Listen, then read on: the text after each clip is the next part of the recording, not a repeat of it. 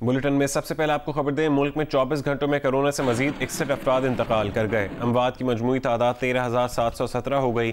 National command and operation centre کے مطابق گزشتہ روز کرونا کے 3,495 نئے مریض سامنے آئے۔ 17 مارچ کو کرونا کے 44,377 ٹیسٹ کیے گئے۔ مثبت کیسز کی شرح 7.87% رہی۔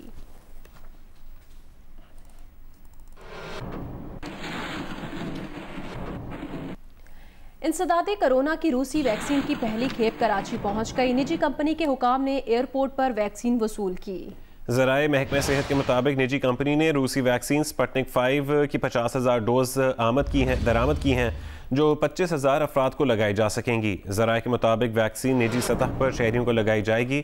ڈرگ ریگولیٹری اتھارٹی نے روسی ویکسین کی پاکستان میں اجازت دے رکھی ہے، تاہم ابھی اس کی قیمت کا تعین نہیں کیا گیا۔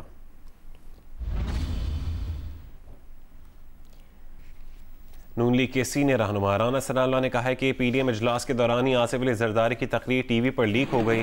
مریم نواز نے آصف علی زرداری کو بر وقت جواب دیا۔ مولانا فضل الرحمان بھی اسی بات پر زیادہ ناراض ہوئے اور وہ پریس کانفرنس میں نہیں آنا چاہتے تھے۔ پروگرام آج شاہزیب خانزادہ کے ساتھ میں گفتگو میں کہا، پیپلز پارٹی کو جواب دینا ہوگا کہ کس نے بددیانتی کی، چیئرمین سینٹ کے انتخاب میں کس سے غلطی ہوئی۔ ابھی زرداری صاحب بات کر ہی رہے تھے، انہوں نے اپنی بات ختم نہیں کی تھی تو یہ بات میٹنگ میں پوائنٹ آؤٹ ہو گئی۔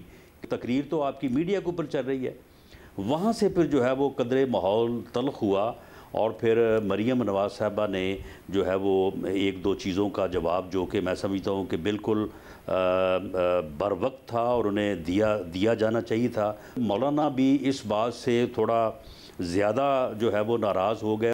پیپلز پارٹی کو اس بات کی جو ہے وہ جواب دہی جو ہے وہ کرنی پڑے گی اور انہیں دیکھنا پڑے گا کہ یہ کون لوگ ہیں اس کی صفوں میں جنہوں نے یہ اتنی گھٹیا حرکت کی ہے۔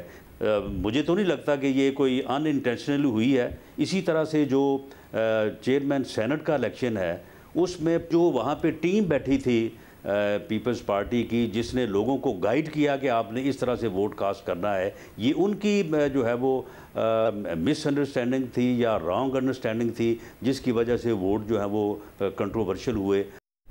پیپلز پارٹی کے سینئر رہنما قمر زمان قائرہ نے کہا، مولانا فضل الرحمان کا پیپلز پارٹی کے رویے کو غیر جمہوری قرار دینا درست نہیں۔ دونوں طرف سے غلط باتیں ہوئیں، استعفوں کے بعد ضمنی انتخاب ہو گئے تو اسے کیسے روکیں گے؟ ڈیڈ لاک پیپلز پارٹی کا پیدا کردہ نہیں ہے۔ پروگرام آج شاہزیب خانزادہ کے ساتھ میں گفتگو کے دوران کہا کہ کوشش کریں گے کہ سینٹرل ایگزیکٹو کمیٹی سے مثبت جواب لے کر آئیں۔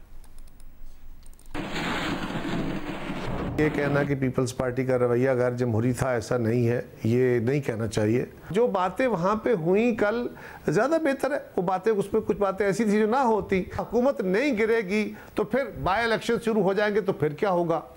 آپ ان الیکشنز کو کیسے روکیں گے؟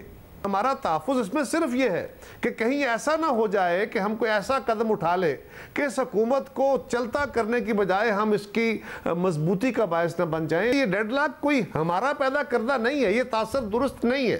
کوشش کریں گے کہ پی ڈی ایم کی بات جو ہے اس کو دیکھا جائے، اس کو ان کے نقطہ نظر کو سمجھا جائے اور اگر اس سے ہم مثبت جواب لے پائیں۔ وفاقی وزیر داخلہ شیخ رشید نے کہا ہے کہ آصف علی زرداری کو کسی نے مینیج نہیں کیا، وہ سندھ حکومت نہیں چھوڑنا چاہتے۔ لانگ مارچ ہوتا تو عمران خان ہر طرح کی صورتحال کے لیے تیار تھے۔ اب حکومت نے سکھ کا سانس لیا ہے اور عمران خان نے ٹیم کو کہہ دیا ہے کہ آخری 2 سال ہیں، اب کام کریں۔ پروگرام آج شاہزیب خانزادہ کے ساتھ میں گفتگو کرتے ہوئے شیخ رشید احمد نے کہا، وہ چاہتے ہیں سب کے ساتھ بات چیت ہو، اصلاحات کرنی ہے، اس لیے بات چیت کے دروازے کھولنے چاہیے۔ الیکشن کمیشن نے جو بیان جاری کیا وہ بہت سخت تھا۔ کسی نے مینیج نہیں کیا، اس کا ایجنڈا یہی تھا کہ کون اپنی حکومت کو سندھ میں جانے دے گا۔ جی عمران خان بذات خود ایک ہیوی ویٹ پولیٹیکل پرسنالٹی ہے، وہ تمام مسئلوں کے لیے تیار تھی۔ لوگوں نے سکھ کا سانس لیا ہے۔ عمران خان نے اپنی ساری ٹیم کو کیبنٹ میں بھی کہا کہ بھائی 2.5 سال گزر گئے ہیں، آخری 2 سال ہیں، اب آپ کام کریں۔ پرفارمنس جو ہے وہ میٹر کرتی ہے ہماری سیاست اور مستقبل کی سیاست اور پریزنٹ سیاست کے لیے بھی۔ جو الیکشن کمیشن نے بیان جاری کیا وہ بڑا سخت بیان تھا۔ میں نے راجہ صاحب سے کہا یہ بیان جاری نہیں ہونا چاہیے تھا۔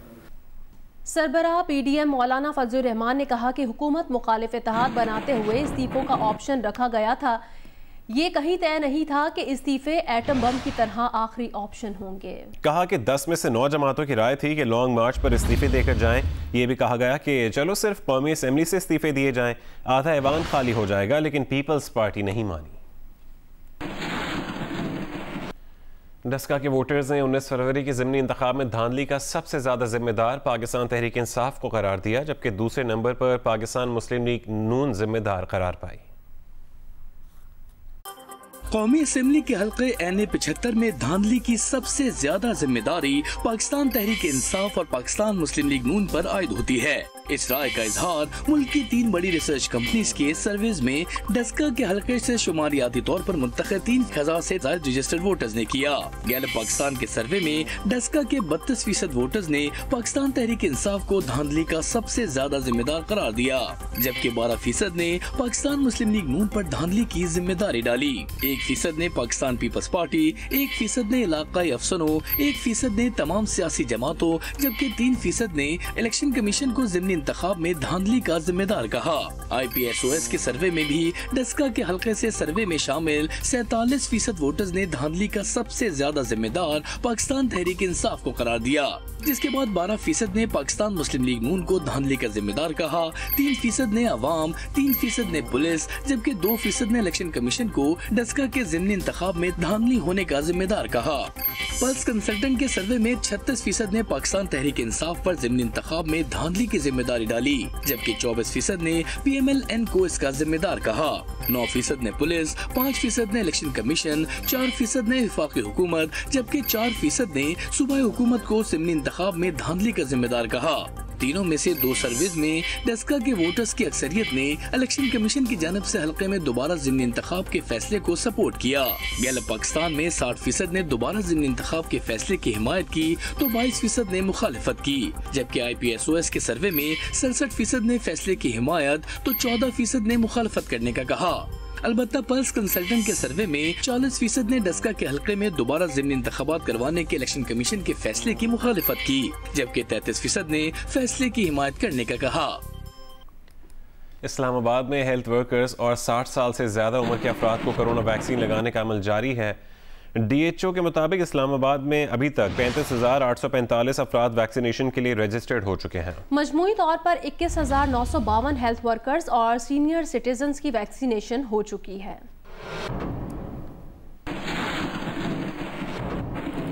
اگر ہم پاکستان میں معمول کی زندگی کی واپسی چاہتے ہیں تو کرونا کو نہ, ویکسین کو ہاں.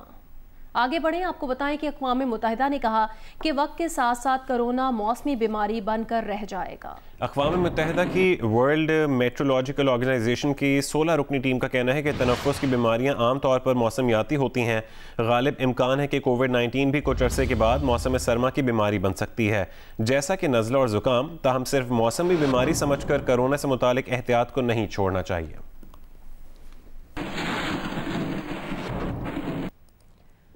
کویت کے وزیر خارجہ شیخ ڈاکٹر احمد ناصر المحمد الصباح آج سے پاکستان کا 2 روزہ دورہ کریں گے. وزیر اعظم کے نمائندہ خصوصی برائے بین المذاہب ہم آہنگی اور مشرق وسطیٰ حافظ محمد طاہر محمود اشرفی کا کہنا ہے دورے سے دونوں ممالک کے تعلقات مضبوط ہوں گے. کویت کے وزیر خارجہ کے ساتھ صحت, داخلہ, صنعت اور وزارت تجارت کا اعلیٰ سطحی وفد بھی پاکستان آئے گا. حافظ محمد طاہر اشرفی نے بیان میں کہا کہ پاکستان اور کویت نے آزمائش کی ہر گھڑی میں ایک دوسرے کا ساتھ دیا ہے. دونوں ملک دہشت گردی, انتہا پسندی اور تشدد جیسے چیلنجز سے نمٹنے کے لیے یکساں موقف رکھتے ہیں. اسلام آباد میں ہوئے PFUJ سیمینار کے دوران اپریل میں لانگ مارچ کی قرارداد منظور کر لی گئی. PFUJ اپریل میں کوئٹہ سے اسلام آباد تک لانگ مارچ کرے گی. اسلام آباد میں مطالبات کی منظوری کے لیے دھرنا دیا جائے گا. قرارداد میں کہا گیا کہ سوشل میڈیا پر قدغن لگانے کی پالیسیاں واپس لی جائیں. حکومت صحافیوں کی حفاظت میں ناکام رہی ہے. حکومت اب تک گمشدہ صحافیوں کے مجرموں کو نہیں پکڑ سکی. سرکاری تشہیری بجٹ کو صرف من پسند اداروں پر لٹانے کے بجائے منصفانہ تقسیم کیا جائے. اداروں کی طرف سے ملازمین کو برطرف کرنا آئین کی خلاف ورزی ہے. رائج الوقت قوانین کے تحت ویج بورڈ ایوارڈ کے نفاذ کے لیے فوری اقدامات کیے جائیں.